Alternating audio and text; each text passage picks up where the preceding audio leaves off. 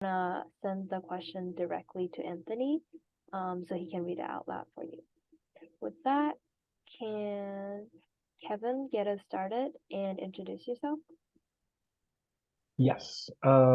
Is this also just name, graduating year, and what I do now? Do I also need? I'll just give a pitch as well. Why not? Hello, everyone. My name is Kevin Nigarura, class of 2016. Um, and I was obviously a Weinberg student. I studied philosophy and economics. Probably too late now, but that's a great duo for anyone who's looking for a major. And I currently work as a diversity, equity, and inclusion and social impact consultant at a small business called Justice Informed. We're a mighty four, but yes. And in terms of the short version, I've always really been interested in questions of inclusion, questions of equity. I think it started a long time ago around belonging and just feeling like many of my identities were not reflected nor necessarily embraced in the various contexts that I was in. And then it wasn't until I arrived at my first job, which also was consulting, but not social impact consulting, that I realized that there's a whole like sector that focuses on that in the workplace, and I loved it. And so that's how I joined. Thank you. Would Annie want to go next? Hi, everyone. Sure. Nice to be here with you all. My name is Annie Lee, also Weinberg, class of 2019. I had my BA in neuroscience and my minors in French and business institutions. Today, I am a change management consultant with a company called WM Reply. We're an Italian consulting firm, but I have actually just relocated from Chicago to Auckland, New Zealand as part of my work. So I am joining you from very sunny, very nice oceanfront Auckland, New Zealand here today. I kind of, with my neuroscience background, really was never anticipating coming into consulting. I was actually quite anti-consulting when I was the age of you all at Northwestern. And it wasn't until I actually accidentally stumbled upon the booth of my first company, Capgemini, at the Northwestern Career Fair my senior year that I even considered consulting as a potential path for me. So yeah, I kind of followed down that path that I stumbled into and have found it to be a really great fit for me. And I'm happy to talk more about kind of how I got into the field and what I do now at a later point. But that's just a little bit about me. Wonderful. Thank you. Here. I think I'm next. My name is Joe Lishway. I'm class of 2010. But even though that sounds like forever ago for folks on the call, I remember Northwestern like it was yesterday. Very formative years. I remember being in all your shoes, trying to figure out what I wanted to do and making it a big decision. I was a math and econ major, so the natural fit for me was finance. So out of Northwestern, I worked at JP Morgan, doing wealth management, which I did for a couple of years and enjoyed. But after a couple of years, I went to business school, did a reset, and said, I still don't know what I want to be when I grew up. And consulting was a good answer for that because you're able to really explore different passion areas and not pigeonhole yourself into any one career, at least at Bain, where you don't specialize. So I've been with Bain and Company for 8 years. I'm a partner in our financial services practice, and I also do a lot of work in DE&I. So interested to hear that Kevin's on this as well. Last thing you need to know about me is I'm a father. I have 2 kids, a 5-year-old and a 2-year-old. They mean the world to me. So you might be hearing more about them shortly. I think I might be last. Is that right, Ashley?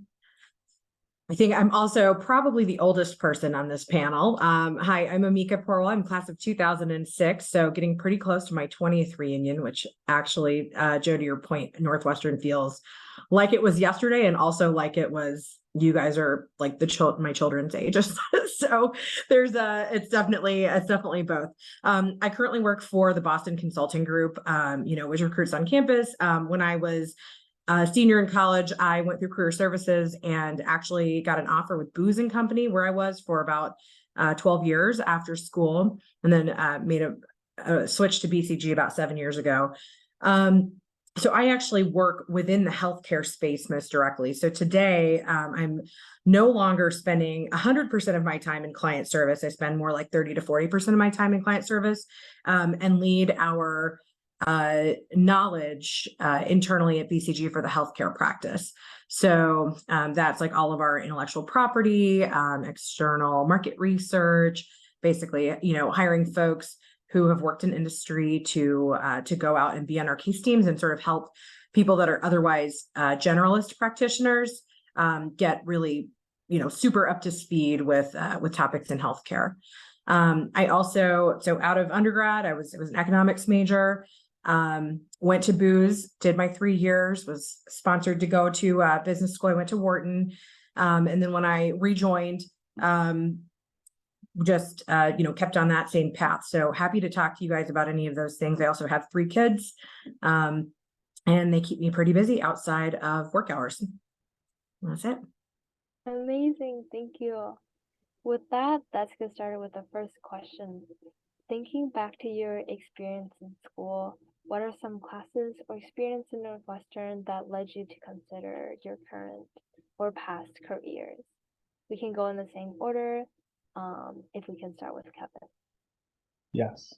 I think this is the only question I actually prepared an answer for. So this will be my quickest response.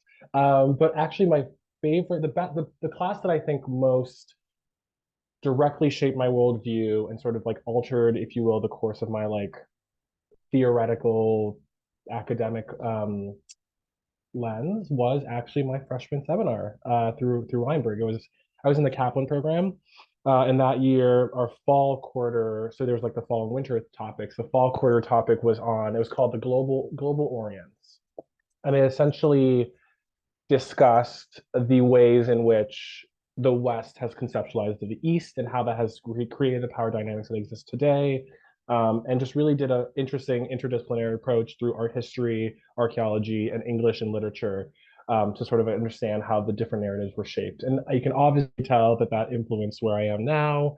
DEI is a lot about narratives, it's a lot about power dynamics, and a lot about hierarchies and dismantling those. But I had never put an academic frame to a lot of the feelings I had in high school and before, and that was really exciting for me. Thank you. Would Annie like to go next?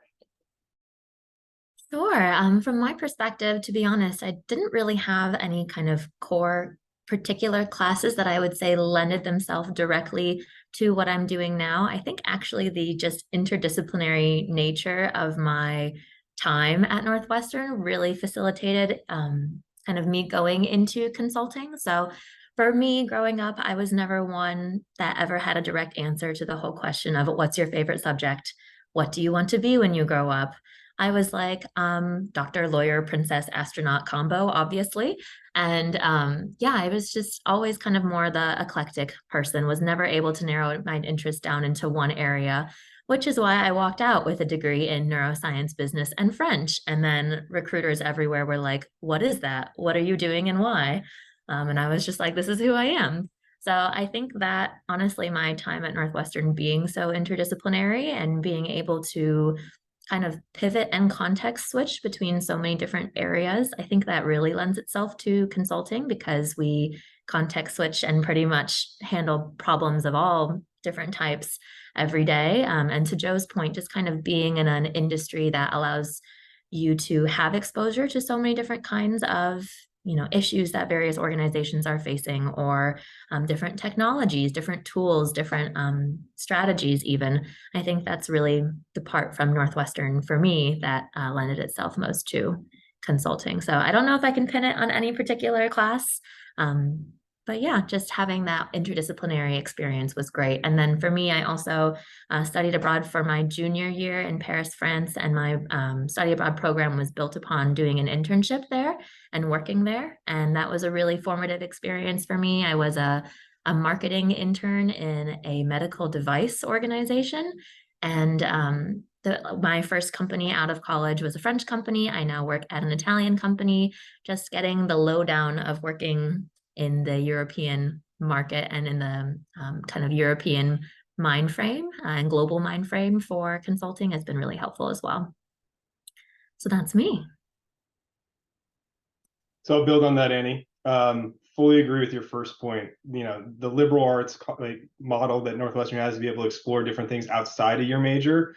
It's probably the most helpful thing. Some of the things I remember most, this is like 15 plus years ago for me, but I took a Russian literature class. I took intro to cosmology, nothing to do with my major, but that was like some of the most exciting and impactful curriculum I took in class. But for me, it was outside the classroom that I got a lot of rewards. So I'm sure there's other examples of this at Northwestern today, but there's this group called Northwestern Student Holdings that would incubate startups and run those with students on campus, and include like tutors and like Wildcat Express Delivery. There was like a DoorDash before DoorDash.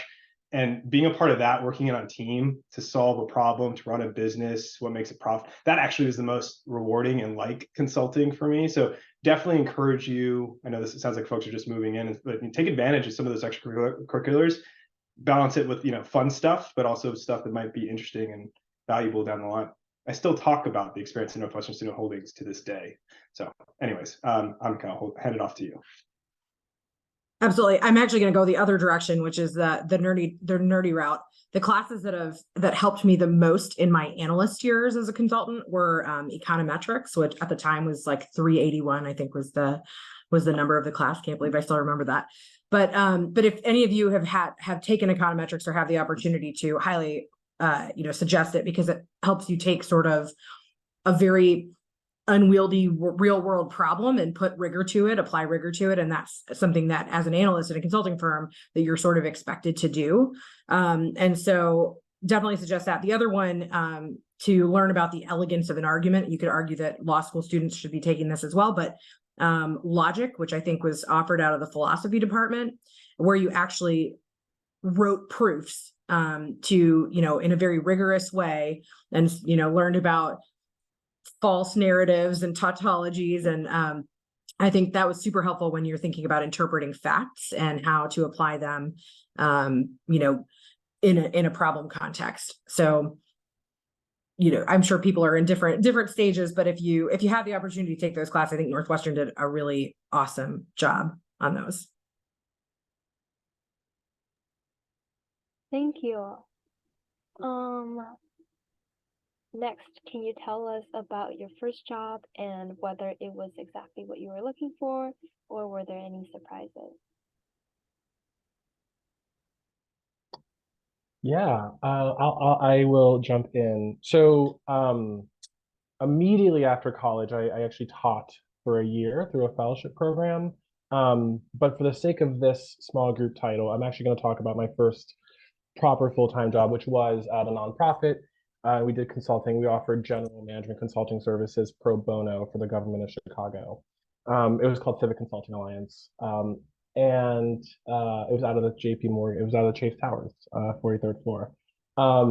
But yeah, I think that role, I think it was Annie who you were like, I was anti-consulting, and then I somehow stumbled my way into consulting, and that was very much that for me as well. I think for correct reasons and incorrect reasons, I think people think of consultants in a very specific lens, in a very specific culture and mindset and approach. And I think I had that view as well. Seeing something like CCA, which was more in the nonprofit realm, was mission oriented, I was really excited by that. What I didn't expect was how fundamental that experience would be to every other professional setting I've been in terms of the skills I learned, in terms of the confidence I built, in terms of the I don't even know if frameworks is the right word, just like tools that you learn as a consultant, the tools you learn, even just as simple as like taking notes, how to summarize those notes, how to deliver a presentation effectively, how to write an effective executive summary, how to even just like design slides that are readable. But then of course there are frameworks and stuff that are that come alongside that. And I will just say that like in a lot of ways I felt like my time at CCA was like a professional boot camp. Consultants are so general, can be general in their focus, especially early on. You kind of are doing topics. You're not really the final decider on any project, but you get to sort of peer into various aspects of, oh, here's a project management, here's change management, here's something in healthcare, here's some like all these different sectors and all these different nuances you get to learn very quickly. So I think I don't know where I would be without that experience. And so I'm forever grateful that I was able to shed my biases against consulting and still enter that first job.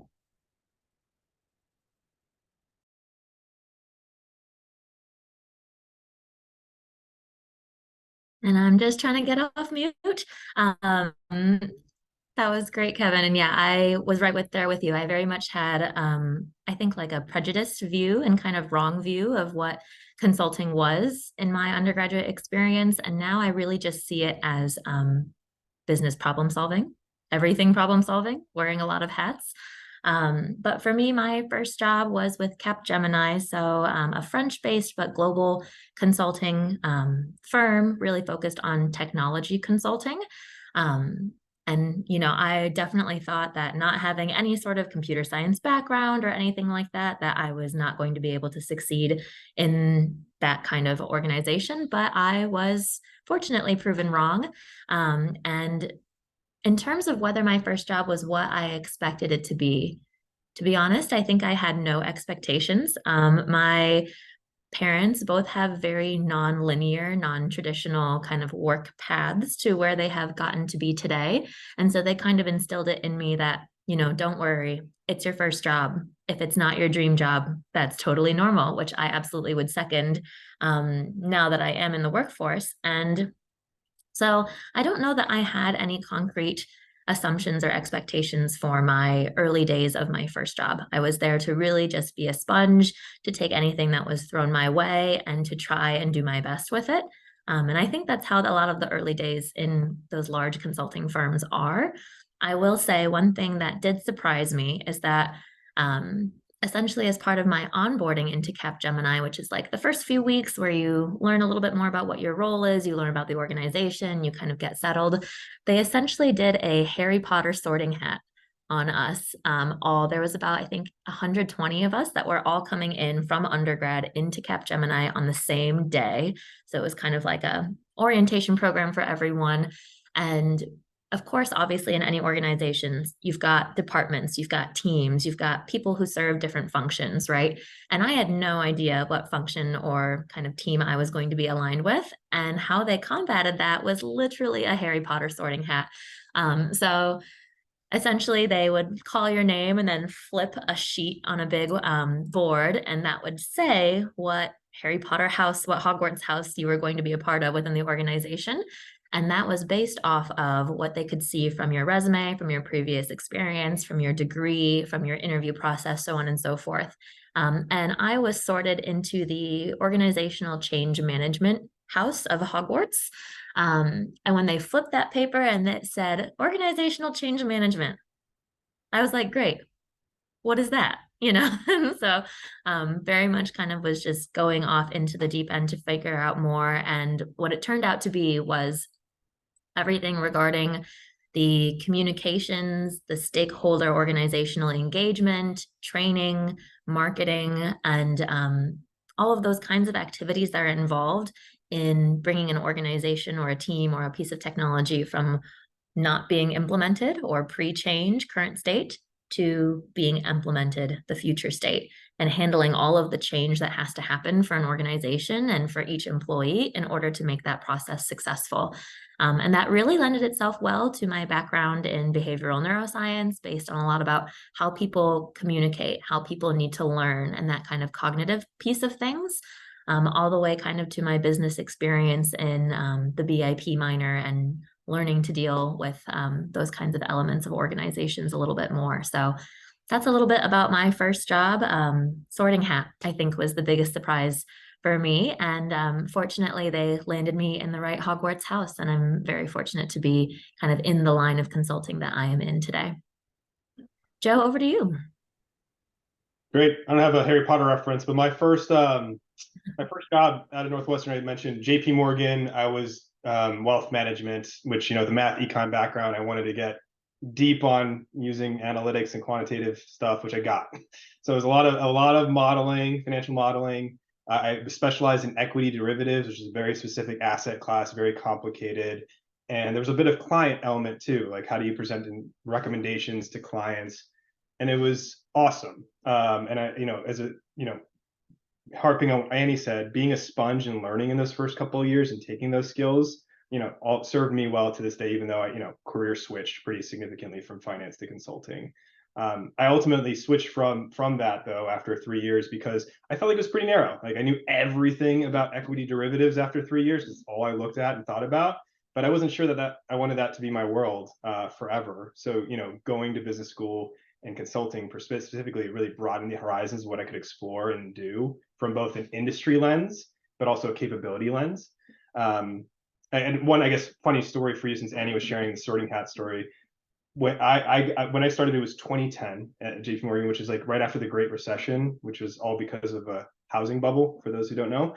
And so what JP Morgan did with the class of 120 analysts starting that year is, instead of telling us, going to our assigned spots, like you're all doing mortgages refinancing. So we all had like this place in Brooklyn, because we all started in New York, and they housed all the interns for like 3 months to just like refinance all the mortgages, because there's such a huge backlog of mortgages at the time. But then we started on equity. I went on my equity derivative run, and it was great. So you never know what might happen or how they might sort you, is I guess a key lesson there. Amika, over to you.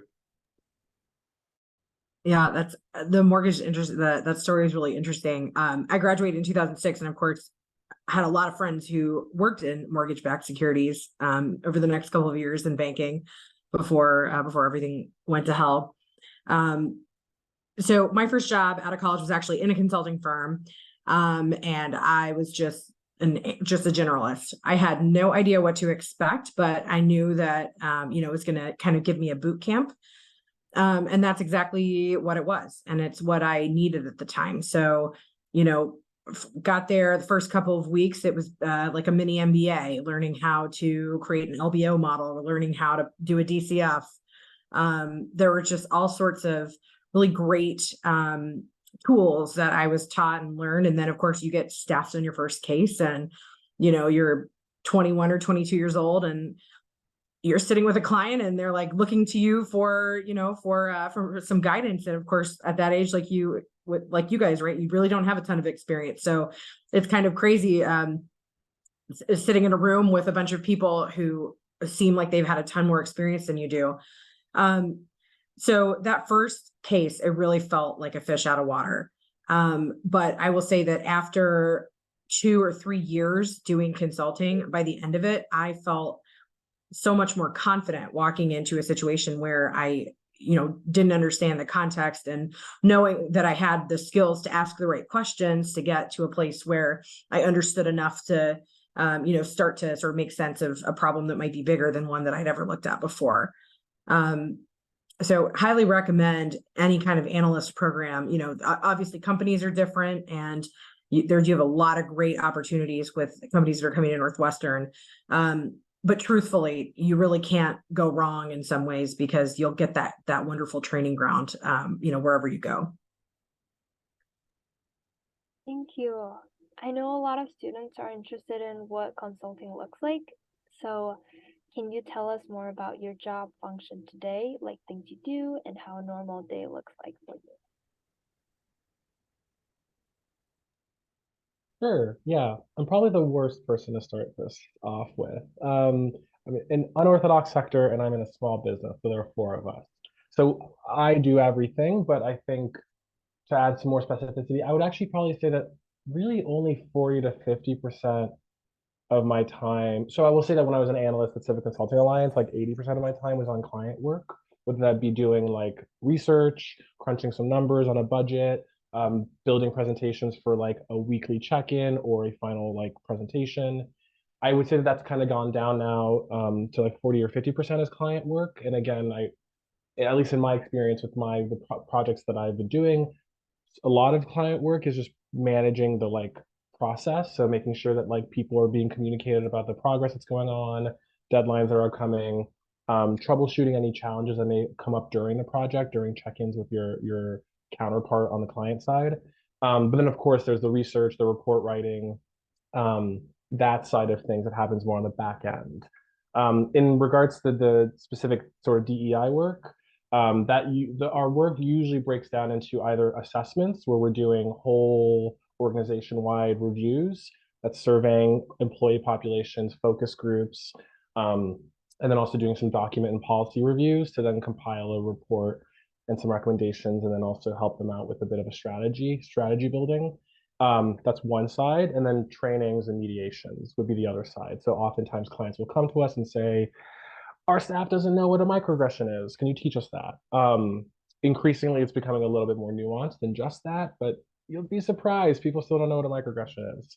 And then in terms of the other 50 to 60% of my time, I would say that the majority of that is spent on like internal team building out of things, right? So building policies that we don't have. We're trying to revamp our marketing, not even revamp, we're trying to create a marketing strategy for ourselves. So like helping out with that. And then I'd say the last 10 to 20% is on sales and business development. So just writing proposals, selling people on us, making sure they want our services and that sort of stuff. Other team members have more of that. I just help out where I can. Yeah. Annie? I was about to say, I will jump in and compliment a lot of what Kevin has stated. For me, my breakdown is relatively similar. So I probably spend about 60 to 70% of my time on what we call billable client work. So it's client-facing work. You're delivering something specific to a project. You are facing that client. I'll say a lot of my time, fortunately and unfortunately, is spent in meetings. So there are some days where I have no time to do any actual fingers on the keyboard work. I'm presenting in meetings, leading meetings, taking part in meetings. Meeting culture in 2023, especially with the pandemic and everything like that, has changed a lot. So sometimes more meetings than I would like, but a lot of my time in terms of client delivery is around managing clients. I think that's maybe something that I wasn't expecting necessarily from consulting, but a skill that is really, really useful, no matter what kind of consulting you do, is communication to your clients, to really anyone, even internal communication and teamwork, right? Which I think Northwestern prepares us really well for. A lot of my time is spent walking through things with clients, presenting on things, presenting certain strategies, or training clients. So a lot of time is spent client facing for me. The other portion of my day would mostly be around practice development. So that's what Kevin was talking about, around building things so that internally as an organization, we work more effectively within my team, for example. So that might be knowledge assets, process templates, again, all things to kind of help us optimize how we are working. And then the latter portion is on, similarly to Kevin, business development and sales. So that was another portion of consulting that I didn't know as much about when I was first coming into it. My mom is a salesperson, and I was like, oh my gosh, what are the odds? Like, I'm probably never going to be a salesperson like my mom. And turns out in consulting, a good amount of what we do is building the pipeline, essentially making sure that we have continuous work coming in. And a lot of that is relationship building. A lot of that is writing proposals, understanding what we can do as an organization to help the problems that another organization is having, and doing some of that critical thinking to essentially develop the formula for a future solution. So that's kind of how my day looks in and out. Meetings, hands-on keyboard kind of like work, whether that's in PowerPoint, which, yes, the rumors are true. PowerPoint in the early stages of your consulting career, and even like all through, Joe, you can confirm from the partner standpoint, maybe a little bit different in finance, but PowerPoints is like a legitimate thing, just like all of the rumors say. And spending my time in those documents, creating those assets, creating those deliverables, presenting them back to clients, and then helping to make sure that we continue to have business coming through. And that is me. Over to you. I'll take a little bit of a different lens, since I think Kevin and Annie answered what does a more senior role kind of look like from the selling. When you join consulting, it's in a standard place. I'll just talk about it from Bain's perspective. The title is associate consultant. You are 100% allocated to a team, a case team, and those cases can vary between 1 week to 2 months, 3 months plus. It could be long engagements with a new client or an existing client. The timing can vary.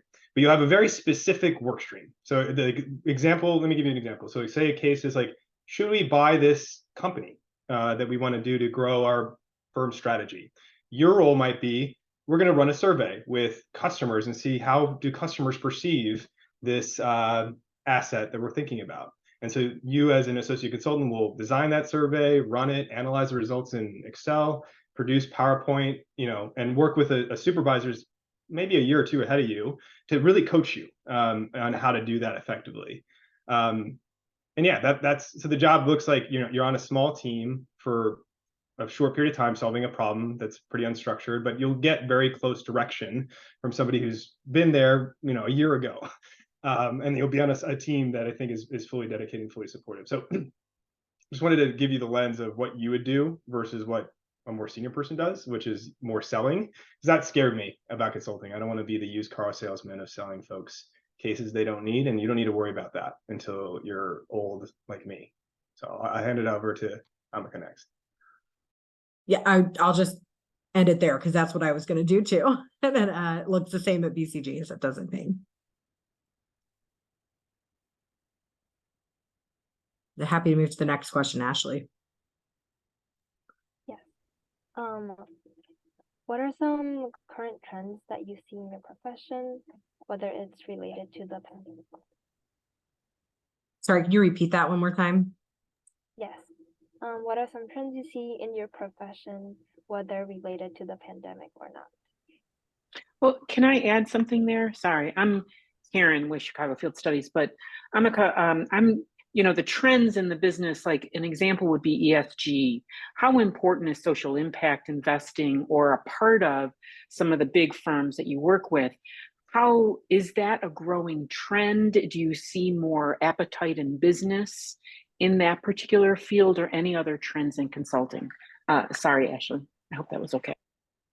Yeah, I'll take that sort of from a macro view. So I would say ESG topics are, and particularly the sustainability piece around, climate change is something that there's a lot of focus on in consulting as a business generally. I think one, because it's the right thing to do, and two, because at the end of the day, consulting companies are also businesses, and some of that work is really just good business.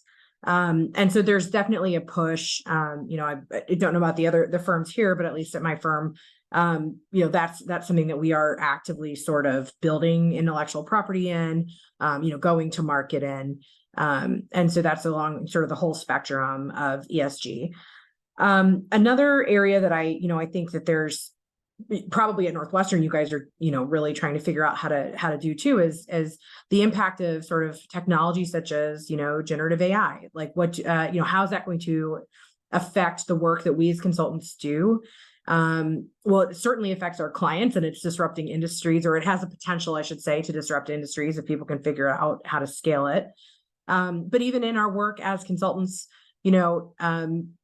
there's a potential future state where we really have to, we leverage Gen AI, and we can get even deeper in the insights that we're able to provide, or we're doing them in a different way. And I think that our firms are trying to figure that out, kind of how that works right now. And then a third trend, I would say, I think part of the question was around, post-pandemic. At least, BCG, and I'm sure all other firms as well, are trying to figure out what that means for us from the perspective of hybrid working models versus, having everybody come back into the office versus being at home all the time. The current thought is that, we are best when we partner together in person. And so at least some of the time we spend together in our teams. And I, for one, I really missed that aspect during the pandemic. So that's nice. But the flip side of the equation is everybody's life rearranged to accommodate the idea that we were working remotely. And now I have, at least if I look at my, my calendar, calls that start at ungodly early hours in the morning because the roles became global and everything expanded. And so the time that I used to commute into the office is no longer this precious hour. And some of that has changed. And, clients have different tolerances for having us on site for the same number of days, or, how we used to work. So some of that is changing as well. So pause there and flip it over to the other panelists. Maybe we'll go in the reverse order. So I'll go next. I'll take it maybe a little bit of a different way, but I'll also comment on some of the trends. Big picture, this is something I didn't realize in all your shoes. Consulting is like not going anywhere in terms of like an industry. Like companies are always going to have tough problems they're dealing with and need outside counsel of some sort to help them do that. So like although consulting business can fluctuate at times, like this is a very safe industry to be a part of. And I don't think, the trends within Gen AI, if you think, oh, they're going to do away with consultants and that, no. This is going to be, I think this is going to be here, always be here, a need for clients. So that's just like big picture. I agree with Amika on ESG and Gen AI being key topics. There's just also been a lot of market uncertainty in this year in terms of what's been going on. In financial services specifically, we had the collapse of a major bank earlier this year. So Silicon Valley Bank, who's going to help fill that void, has been a big topic. And then on hybrid ways of working, this, just so you know, the policy of Bain is like 3 days co-located with your team. You decide where that is, if it's on the client site or if it's in our offices. And I think the flexibility of that is awesome. So you still get the benefits that Amika was talking about of working together in a team in a room, but you also get the benefits of working from home. So as a father, I love working from home and being able to put my kids to bed every night, sleep in my own bed, not travel 4 days a week. By the way, that's the way it used to be. Like you go to client site 4 days a week, which sounded sexy to me as a Northwestern or undergrad, but it's not that sexy to be moving your life constantly. So I get to jump sometimes and travel for clients sometimes, but not 4 days a week every week, which was too extreme. So I'll stop there. Just to follow on, BCG also has a 2 to 3 day in office or co-located with your team policy at the moment. So I think they're sort of that regression to the mean is probably happening across firms. Yep, and I will echo that. At Reply, my organization, we are co-located for about 2 days a week and then remote for the other days. In terms of trends that I am seeing for my organization and my team, we focus a lot on kind of modern work technologies that help organizations and their employees work more effectively. And something that I have noticed in the past few years, given the pandemic, is really a larger focus on the employee experience. And for our clients, how can they make the experience of being an employee at that organization more positive? What can they do from a communication standpoint? What can they do by offering different tools that allow people to collaborate and communicate more effectively? How can they make the experience of working for a company more enjoyable and thus increase the likelihood that employees want to stay at that organization? And a lot of that has come into play with hybrid work as well, and figuring out how to manage hybrid work. So, for example, some of our organizations are large financial firms that really encourage a lot of people to work in person as much as possible. And especially with the pandemic moving out of the lockdown, they were really concerned about what hybrid work would look like. So, working with us to develop technology applications that can help them do a little bit more of that tracking, but promote people having that flexible work lifestyle so that they can have that balance and feel that their organization supports them in that kind of flexible working style. So things like that. Yeah, I see the focus being a lot more on employee experience, while organizations are also trying to figure out the productivity side of things, like the give and take between giving flexibility and trusting employees and helping them feel valued and making them want to continue working at that organization, combated by also the side where leadership needs to ensure that people are working as they say they are. They want to ensure that people are being productive. They want to ensure that people are working in a way that helps the organization. So that would probably be the biggest trend for me. Hybrid work, as everyone's been talking about, work is different now. I rarely go to client site, maybe once every quarter, or I'm, working with partners and working with clients in person for a week or two, whereas it used to be much more frequent, as Joe had mentioned. And yeah, I think organizations are caring more about the experience of their employees than maybe they did prior to the pandemic. Kevin, from your side? Yeah, I'll speak obviously as within the DEI space. There's some different nuances there. I'll say it's a tough topic. I think I will say, whereas consulting, I think to Joe's point, is going to be around forever. I think DEI and DEI consulting is I think, in a much more precarious place. I think if you had asked me this question in 2020, I would have been like, this is it. This is your window to get inside and to do this work. And in a short 2-3 years, we've gone from, I think, the most amount of money that was pumped into DEI, so many positions filled, to so many layoffs and so much money being extracted from DEI budgets, or rather removed from DEI budgets. And I mean, there's an entire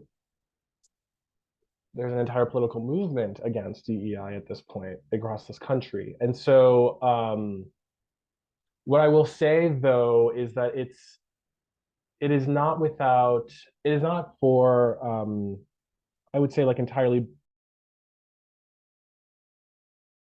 You want to mute just so you know. Oops, I went back. Sorry, my bad. Thank you. I was going to say, it's not for unexpected reasons that this pushback is happening. I think even when I joined Justice Informed in 2020, we had a lot of conversations around there aren't really any standards in DEI. There aren't really clear, consistent definitions. People can sort of pick and choose how they want to define terms, and also what those definitions mean in terms of, programs, policies, or decisions that are happening within the workplace. And some of those, I think, were effective, and a lot could have been divisive, or have been divisive. And so I think that there was an opportunity for people to redefine and malign DEI because it wasn't ever fully properly defined.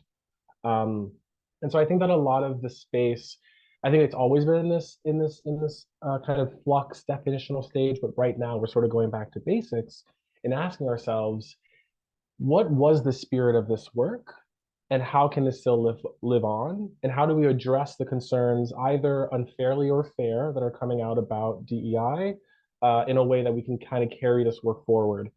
I'll be honest, part of our discussions around marketing and branding that I alluded to earlier, part of that is this question of, do we do DEI? Because DEI has just been defined by so many people at this point, or do we do something that we want to define ourselves? And so I just want to give that in terms of, if you're interested in the space, it's a really important space. And I believe firmly that the original intent of DEI is so needed in this country. But I think the tactics, the strategies, the frameworks, the mindset, the culture of the work haven't been defined enough for it to be sustainable. Thank you so much. It's valuable for students to hear about those trends.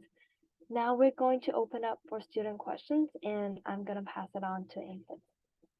Thank you, Ashley. If anyone has a question, feel free to unmute and speak up. But if not, I have some questions that were already DM'd me. So we'll start with those. And then again, please feel free to drop your questions in the chat or send them to me in a direct message. Our first question is, do you have any advice for students that are interested in consulting but may not have a typical consulting major or consulting experiences? I personally don't know what a typical consulting major or background or experience is. I was a philosophy major and I did great. And I have friends who were voice performance majors in Benin, phenomenal consultants. I think that my contribution would be, I think certainly if you're going into more quantitative heavy fields like financial services and whatnot, econometrics, some like math courses would be helpful. But certainly if you're doing things that are just generalist, I don't know if there's like a typical profile. And I would go so far as to say that I've been told, and also in interviews myself, have always tended to be more excited and interested in those people who were not a typical background, who still could formulate like arguments, structure things logically, but also just have really interesting backgrounds that they could bring to the work and bring to how they discuss problems and solutions with clients. We agree with Kevin. There's no set major degree. Like, I've seen folks that are successful with history majors to like arts majors. So get that out of your head and just know that show up being ready to, the case is the most important thing. So being able to structure your responses clearly, be able to do a little bit of math. It's not like hard math. So do a couple practice cases and whatnot, and you should be great.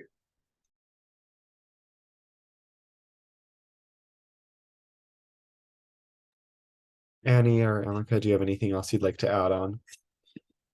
Oh, they did a good job of answering.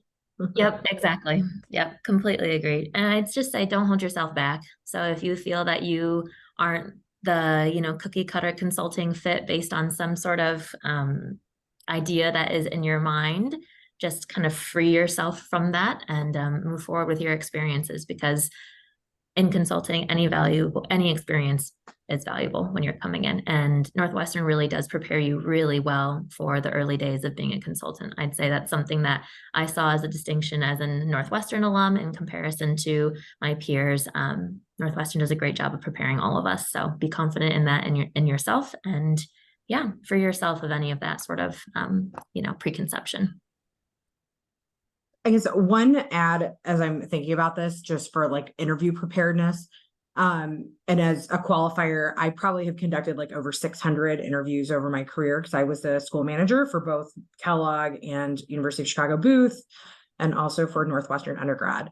I've had folks who've come in, it doesn't matter what your background is, when you're in the interview, as Joe mentioned, the case is important, making sure that you are structured in the way that you're kind of presenting yourself, that you're not just going off on random tangents. And I will give you an example. I had a woman, actually Northwestern undergrad once, who gave me a whole narrative, a whole story about how she and her dad used to lay on this basketball court and just stay up, and just stare up at stars and contemplate life. And it was a wonderful, beautiful story, but it had nothing to do with any of the questions that she was asked in the interview. And so, at the end of the day, she was lovely, but it was not, but sort of not hireable, because I couldn't get to know anything that she had to bring sort of, to the job. So really know your story well and know kind of what characteristics you're bringing that you could, that would be really useful. Talking to people who've worked in analyst positions in consulting firms would be really helpful to you. Before you get there to the interview, practicing those cases and understanding, generally speaking, how the cases run and what kinds of problems you might see. Those are all things that will serve you well. But your specific background is such, as long as you have evidence of ability to sort of be analytical or think analytically, it doesn't matter quite as much.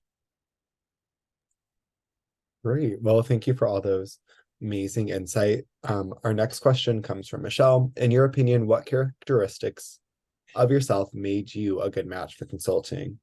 And what aspects of the career fit well with you?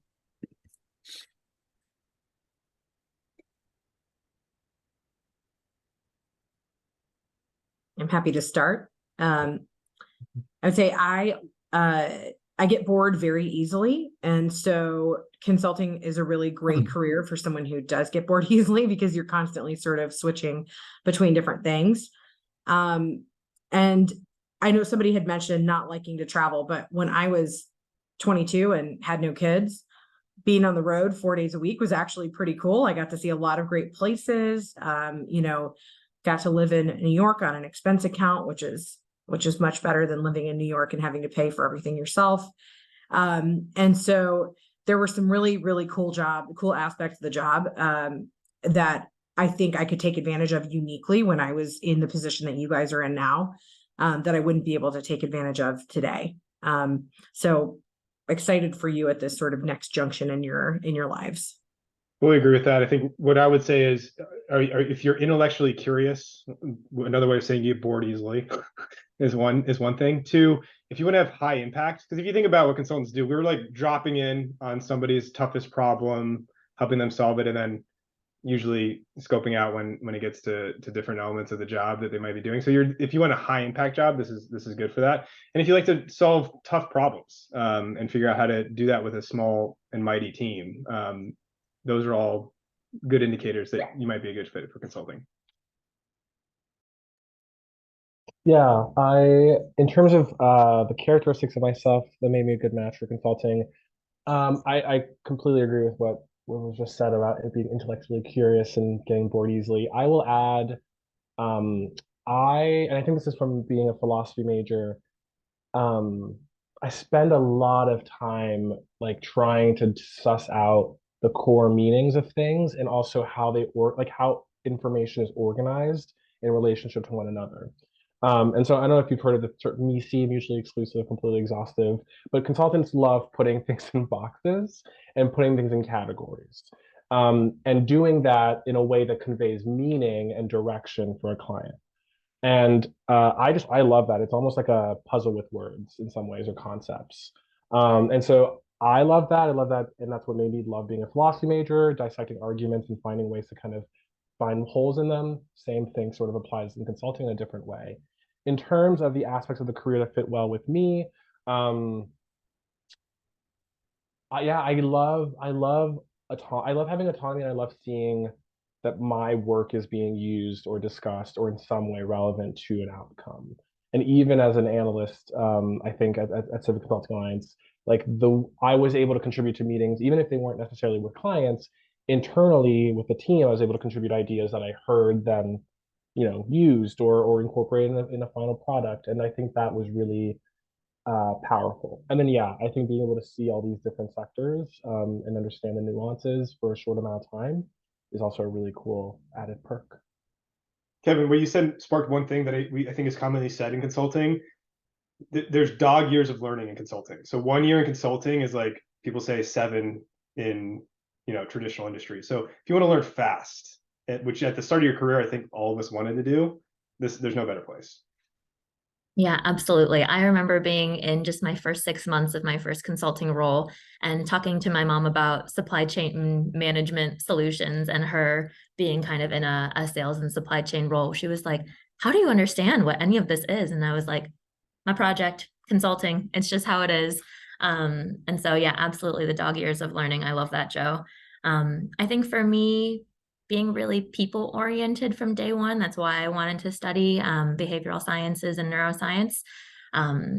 People oriented, being sociable, wanting to help people, being able to communicate verbally in a written format as well with individuals, I think is really helpful in consulting. I think also being proactive. Many of us at Northwestern were used to juggling a lot of different things. You've got extracurriculars, you've got your classes, you've got your own personal things going on, and just being able to juggle everything and stay on top of it all, I think is something so key in any job, not even just consulting, but maybe especially consulting, but just being able to keep yourself organized and composed and understand kind of how you need to structure your own work for yourself to get things done. I think that's something that lended itself really well to me, and that I was grateful for the experience from Northwestern as well. And yeah, that would probably be, I see that the breakout room is closing in 50 seconds, so I didn't want to take up too much time, but that would be my take on it to complement the others. Great. Well, thank you everyone so much for logging on today. And please also join me in thanking our alumni speakers for sharing such great insights with the group today. We'll be heading back to the main Zoom where the program planners are just going to share some closing remarks. But thanks again, everyone, and enjoy the rest of your Monday. Thank you.